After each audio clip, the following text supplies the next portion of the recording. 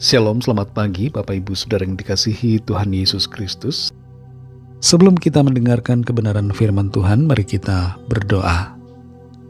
Bapa kami yang di surga, Bapa dalam nama Tuhan Yesus Kristus, Tuhan dan Allah kami yang benar, Tuhan yang layak dipuji dan disembah, Tuhan yang selalu beserta dengan kami. Terima kasih untuk penyertaan-Mu sampai pada saat ini. Terima kasih untuk hari baru ini, di mana kami ada lagi karena kemurahan-Mu. Saat ini kami mau mendengarkan sabda firman-Mu. Urapilah kami Roh Kudus supaya kami mengerti dan mentaati akan setiap kehendak-Mu. Dalam nama Tuhan Yesus kami berdoa. Haleluya. Amin. Saudara yang dikasihi Tuhan, ayat firman Tuhan saat ini terdapat dalam kitab Mika pasal yang kedua ayat yang ke-7. Tertulis demikian. Bolehkah hal itu dikatakan keturunan Yakub? Apakah Tuhan kurang sabar? Atau seperti inikah tindakannya? Bukankah firman-Ku baik terhadap orang yang benar kelakuannya? Saudara yang dikasihi Tuhan, seorang anak marah ketika ibunya memberikan nasihat supaya tidak terlalu lama bermain handphone. Fenomena seperti ini sering kali terjadi di mana-mana. Tapi anak yang baik, ketika dinasehati untuk tidak bermain handphone terlalu lama, akan menerima dengan hati yang rela. Sebuah nasihat yang sama akan diresponi berbeda tergantung dengan persepsi dan kerelaan hati. Demikian juga firman Tuhan.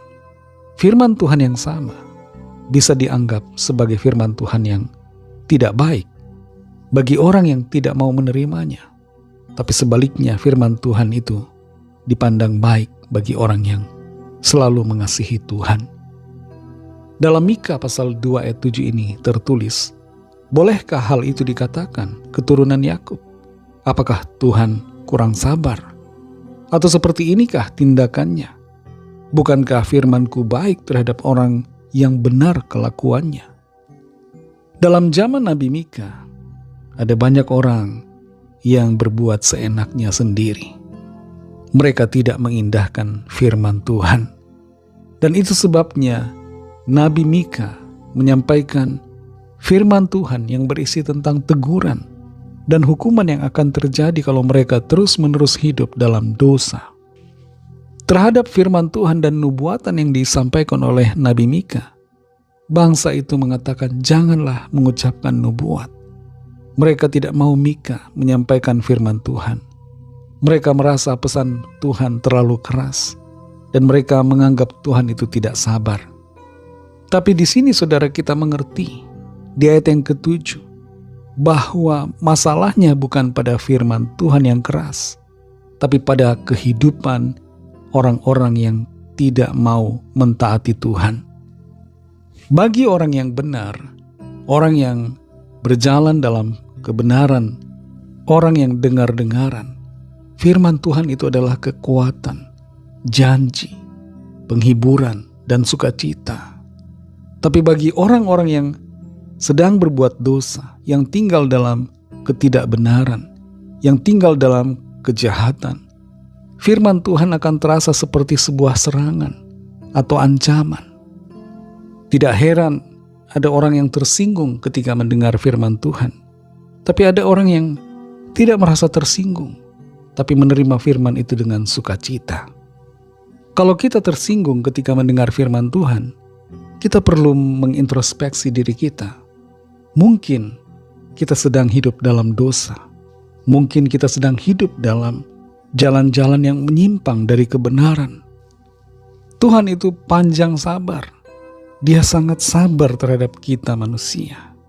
Hukuman yang Tuhan izinkan terjadi karena pemberontakan dan dosa kesalahan bukan menunjukkan bahwa Tuhan tidak sabar, tapi itu adalah karena keadilannya yang membuatnya harus melawan kejahatan dan dosa, dan juga karena didikannya untuk membuat kita sadar dan kembali kepada jalan Tuhan.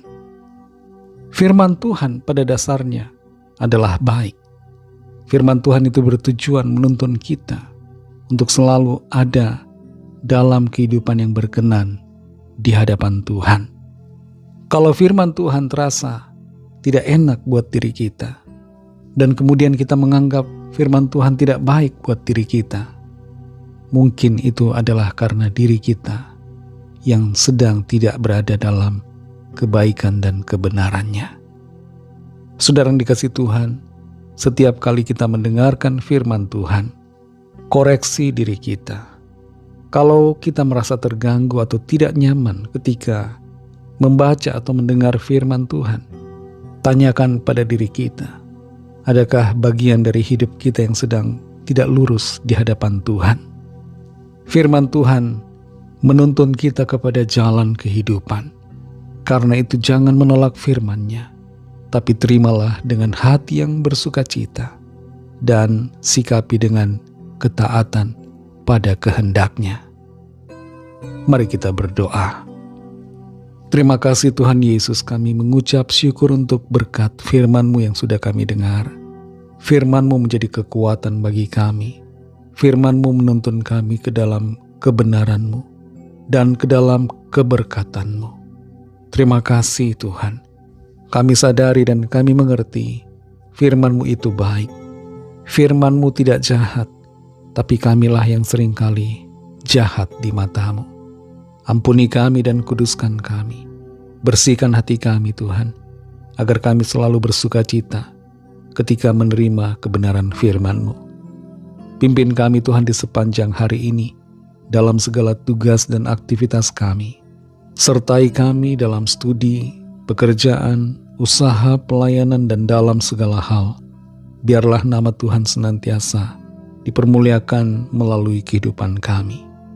Kami berdoa mohon lawatan Tuhan, yang sakit disembuhkan, yang lemah dikuatkan kembali, yang susah dihiburkan, yang putus asa diberi semangat baru, yang sedang dalam persoalan diberikan jalan keluar, dan mujizat-Mu dinyatakan. Kami serahkan semua ke dalam tangan kasih-Mu. Dalam nama-Mu yang kudus, nama Tuhan Yesus Kristus, kami sudah berdoa dan mengucap syukur. Haleluya. Amin.